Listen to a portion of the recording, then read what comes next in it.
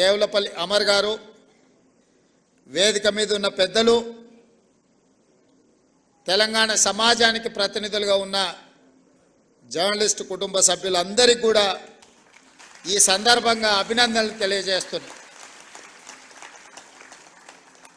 ప్రతి సమస్యకు ఏదో ఒక పరిష్కారం ఉంటుంది. పరిష్కారం గొప్పగా ఉండొచ్చు, పరిష్కారం మామూలుగా ఉండొచ్చు.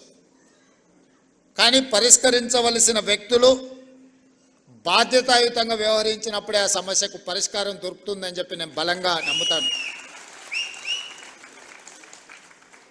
ఉమ్మడి రాష్ట్రంలో తెలంగాణ రాష్ట్ర ఏర్పాటు అనేది ఒక పెద్ద సమస్య, జటిలమైన సమస్య, చిక్కుముడి లాంటి సమస్య. అంత జటిలమైన చిక్కుముడి లాంటి సమస్యకే కాంగ్రెస్ పార్టీ పరిష్కారం చూపించి తెలంగాణ రాష్ట్రాన్ని ఏర్పాటు చేసింది. మరి పండిత్ జవహర్లాల్ నెహ్రూ గారి పేరు మీద ఏర్పాటు చేసిన ఈ సంఘము, ఈ భూ కేటాయింపు పండిత్ జవహర్లాల్ నెహ్రూ వారసులుగా, శ్రీమతి సోనియా గాంధీ గారి ప్రతినిధులుగా ఈ సమస్యని పరిష్కరించడం మా బాధ్యత అని మేము భావించి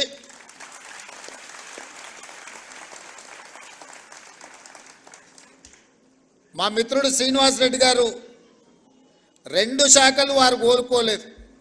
రెవెన్యూ శాఖ వారు కోరుకోలేదు, ఐ&పిఆర్ శాఖ వారు కోరుకోలేదు. ఈ రెండింటిని నేనే వారిని తీసుకోవాలని చెప్పి ఢిల్లీలో చెప్పి వారికి శాఖలను కేటాయించాను. వారు ఆ 2 శాఖలను ఉపయోగించి ఈరోజు మీ సమస్యకు పరిష్కారం చూపించారు.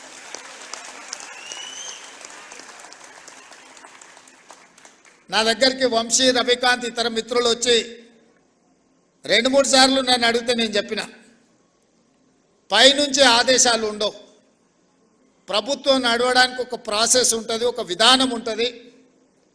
ఆ విధానంలో ఆ సమస్యకు సంబంధించిన ఫైలు ఏ విధంగా ముఖ్యమంత్రి కార్యాలయానికి రావాలనో ఆ విధంగా ఫుల్ షేప్తోని ముఖ్యమంత్రి కార్యాలయానికి ఫైల్ వచ్చిన మరుక్షణం ఇక్కడ మీకు సంబంధించిన సమస్యకు పరిష్కారం దొరుకుతుందని వారికి చెప్పినా, ఆ విధంగా ఫైల్ని బిల్డప్ చేసి ముందుకు తీసుకురండి అని చీఫ్ సెక్రటరీ గారి నుంచి మంత్రి గారి వరకు సూచన చేసిన ఈ ఫైల్ ప్రాసెస్లో మీకు తెలుసు, ఈ ప్రాసెస్లో అమలు చేసేటప్పుడు కొంత సమయం పడుతుంది. ఆ ప్రాసెస్లో జరిగిన డిలేనే కానీ నిర్ణయం తీసుకోవడానికి ఈ ప్రభుత్వానికి శషబిషలు లేవు.